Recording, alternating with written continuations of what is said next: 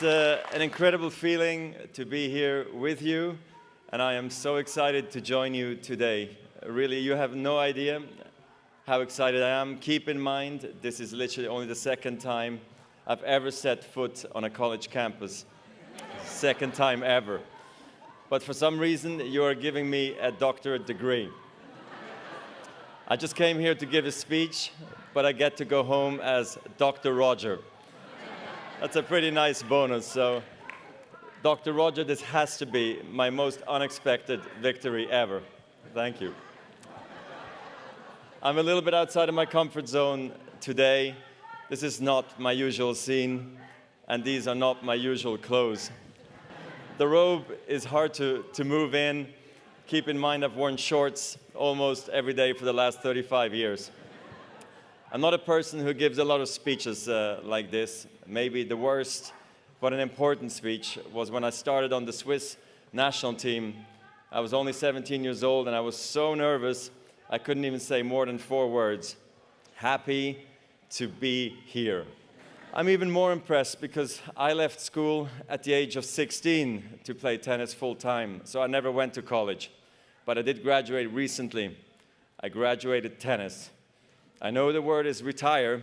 Roger Federer retired from tennis. Retired, the word is awful. You wouldn't say you retired from college, right? It sounds terrible. Like you, I finished one big thing, and I'm moving on to the next. Like you, I'm figuring out what that is. Graduates, I feel your pain.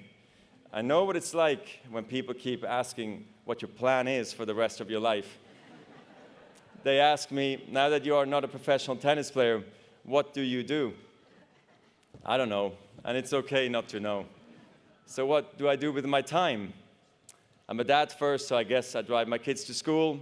I play chess online against strangers. I vacuum the house. No, in truth, I'm loving the life of a tennis graduate.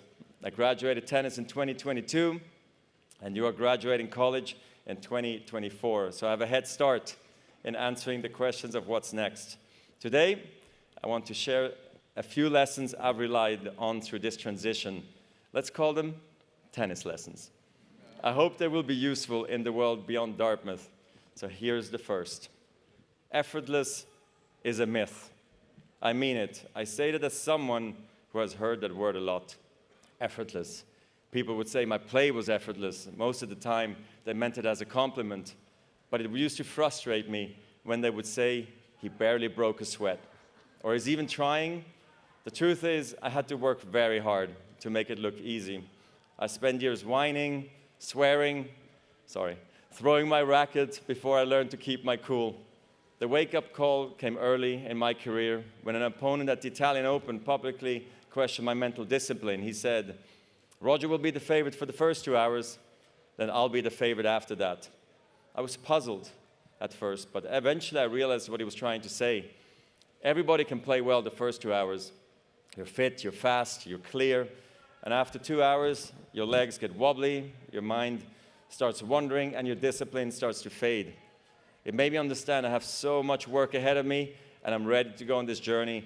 I get it. My parents, my coaches, my fitness coach, everyone had been calling me out. And now even my rivals were doing it. Players, thank you. I'm eternally grateful for what you did because you made me work harder. So I started to train harder, a lot harder actually. But then I realized winning effortlessly is the ultimate achievement. I got that reputation because my warm-ups at the tournaments were so casual that people didn't think I'd been training hard. But I had been working hard before the tournament when nobody was watching. Get where I got on pure talent alone. I got there by trying to outwork my opponents. I believed in myself, but belief in yourself has to be earned. There was a moment in 2003 when my self-belief really kicked in. I was at the ATP finals where only the best 8 players qualify, and I beat some of the top players I really admired by aiming right at their strength. Before, I would run away from their strength. If a guy had a strong forehand, I would try to hit his backhand. But now, I would try to go after his forehand. I tried to beat the baseliners from the baseline. I tried to beat the attackers by attacking. I tried to beat the net rushers from the net. I took a chance by doing that. So why did I do it? To amplify my game and expand my options. You need a whole arsenal of strength. So if one of them breaks down, you've got something left. When your game is clicking like that, winning is easy, relatively. Then there are days when you just feel broken. Your back hurts, your knee hurts, had that a lot. Maybe you're a little sick or scared, but you still find a way to win. And those are the victories we can be most proud of. Because they prove that you can win not just when you're at your best, but especially when you aren't. Yes, talent matters. I'm not going to stand here and tell you it doesn't. But talent has a broad definition. Most of the time, it's not about having a gift. It's about having grit. In tennis, a great forehand with sick racket head speed can be called a talent. But in tennis, like in life, discipline is also a talent, and so is patience. Trusting yourself is a talent. Embracing the process, loving the process is a talent. Managing your life, managing yourself, these can be talents too. Some people are born with them. Everybody has to work at them. Okay, second lesson. It's only a point. Let me explain. You can work harder than you thought possible and still lose. I have many times. Tennis is brutal. There's no getting around the fact that every tournament ends the same way. One player gets a trophy, every other player gets back on a plane, stares out of the window, and thinks, how the hell did I miss that shot? So, you know, I tried not to lose, but I did lose, sometimes big. For me, one of the biggest was the finals at Wimbledon in 2008, me versus Nadal. Some call it the greatest match of all time.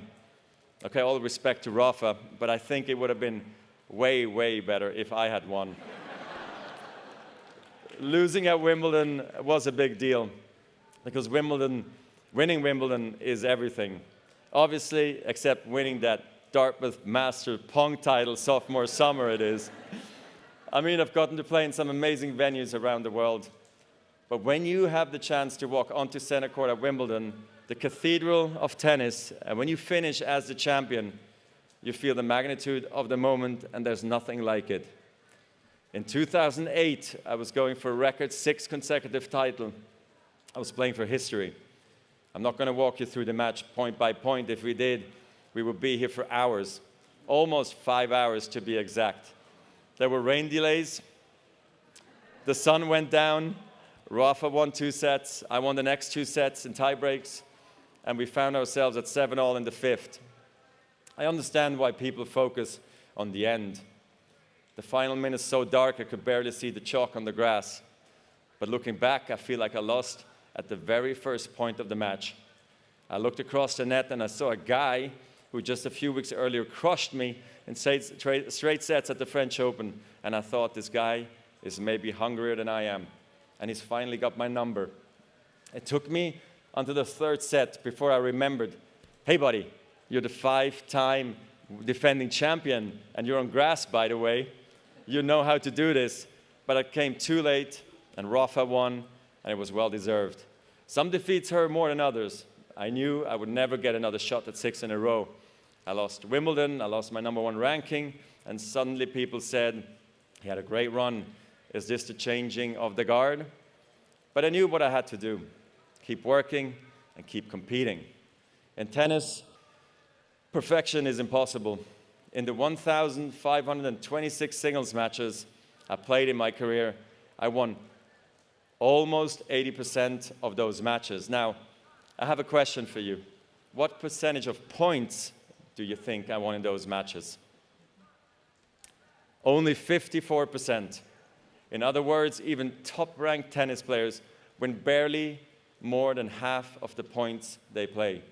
When you lose every second point on average, you learn not to dwell on every shot. You teach yourself to think, okay, I double faulted, it's only a point.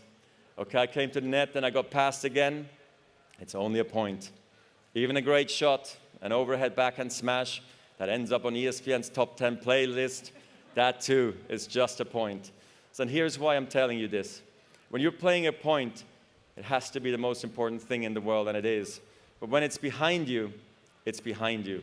This mindset is really crucial because it frees you to fully commit to the next point and the next point after that with intensity, clarity, and focus.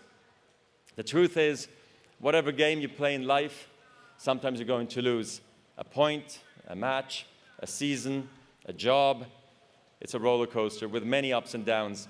And it's natural when you're down to doubt yourself and to feel sorry for yourself. And by the way, your opponents have self-doubt too. Don't ever forget that. But negative energy is wasted energy. You want to become a master at overcoming hard moments. That is, to me, the sign of a champion.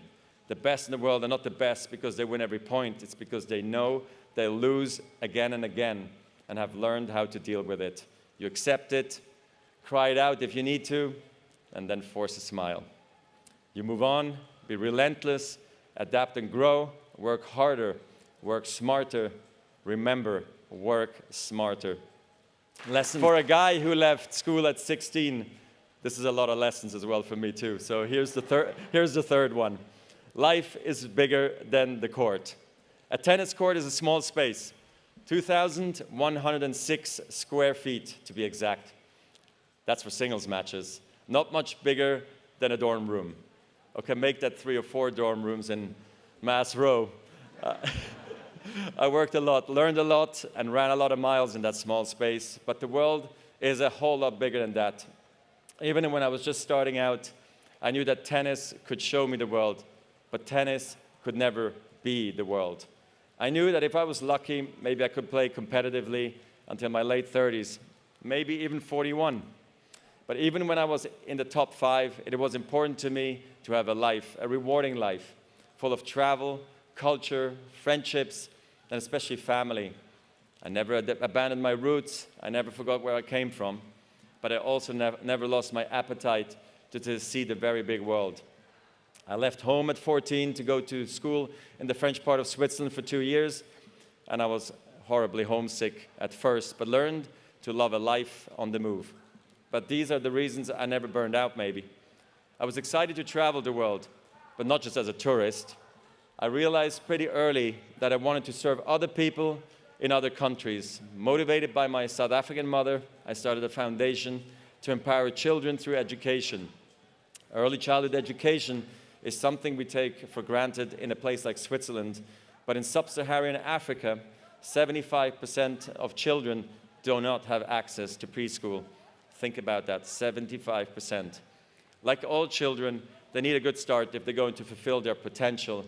And so far, we've helped nearly 3 million children to get a quality education and helped to train more than 55,000 teachers. It's been an honor and it's been humbling. An honor to help tackle this challenge, and humbling to see how complex it is. Humbling to try to read stories to children in one of the languages of Lesotho. Humbling also to arrive in rural Zambia and have to explain what tennis actually is. I vividly remember drawing a tennis court on the chalkboard for the kids to see, because I asked them what tennis was, and one kid said, "It's the one with the table, right? With the paddles?" Pong again. It's everywhere. I have to tell you, it's a wonderful feeling to visit these incredible rural places and to find classrooms full of children who are learning and reading and playing like children everywhere should be allowed to do. It's also inspiring to see what they grow up to be. Some have become nurses, teachers, computer programmers. It's been an exciting journey, and I feel like we're only at the beginning with so much to learn. I can't believe we've just celebrated 20 years of this work, especially because I started the foundation before I thought I was ready. I was 22 at the time, like many of you are today. I was not ready for anything other than tennis, but sometimes you've got to take a chance and then figure it out. Philanthropy can mean a lot of things. It can mean starting a nonprofit or donating money, but it can also mean contributing your ideas, your time, your energy to a mission that is larger than yourself. All of you have so much to give, and I hope you will find your own unique ways to make a difference, because life really is much bigger than the court. As a student at Dartmouth, you picked a major and went deep. but you also went wide. Engineers learned art history, athletes even sang a cappella, and computer scientists learned to speak German. Dartmouth legendary football coach Buddy Stevens used to recruit players by telling their parents, your son will be a great football player when it's football time, and a great student when it's academic time, and a great person all the time. That is what a Dartmouth education is all about. Tennis has given me so many memories, but my off-court experiences are the ones I carry forward just as much. The places I've gotten to travel, the platform that lets me give back, and most of all, the people I've met along the way. Tennis, like life, is a team sport. Yes, you stand alone on your side of the net, but your success depends on your team, your coaches, your teammates, even your rivals. All these influences help you to make you who you are. It's not an accident that my business partnership with Tony is called Team 8, a play on words, teammate. All the work we do together reflects that team spirit, the strong bond we have with each other and our colleagues, and the athletes we represent, and with partners and sponsors. These personal relationships matter the most. I learned this way of thinking from the best, my parents, of course. They've always supported me, always encouraged me, and always understood what I most wanted and needed to be. A family is a team. I feel so very lucky that my incredible wife, Mirka, who makes every joy in my life even brighter, and our 4 amazing children, Myla, Charlene, Leo, and Lenny, are here with me today. And more important, that we are here for each other every day. Effortless is a myth, as we heard. It's only a point. Life is bigger than the court.